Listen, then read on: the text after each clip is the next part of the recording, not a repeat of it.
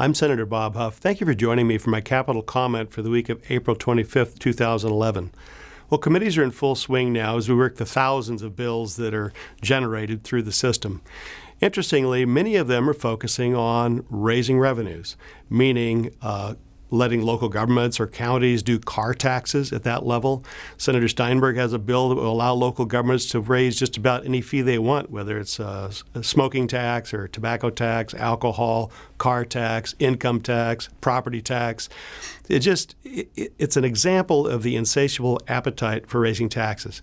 That also is part of the governor's realignment plan. Remember, he was going to take some of the state resources or state programs, send them down to the local level, and he said, we'll make sure you have the resources to do it. Well, this is the answer to that. He'll let you decide if you want it, and then you can pay for the tax for it.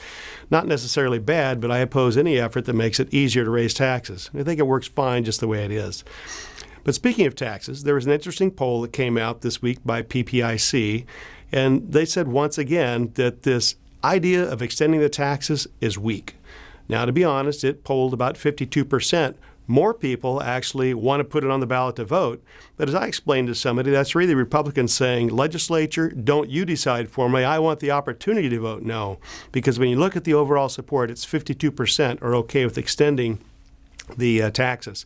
The reality is 70% of the people say they want pension reform. 80% of the people want to see a cap in spending. And if you remember back to the pathway that the Republicans gave to the governor, to the Democrats, to put taxes on the ballot to decide, it was, well, let us vote on pension reform and cap in spending, because those are the issues people really want to have a voice on. The Budget Committee's also taken a little show on the road as far as, where we are. They're trying to highlight education. Now, keep in mind, Republicans don't want to cut education. In fact, when the GOP 5 had the cap in spending, we left education out of that. But this is really just a roadshow to keep the heat on Republicans while we're waiting for the May revision numbers. We believe those numbers will come in about $2 billion higher than was expected in January. We would like to see that money go to education.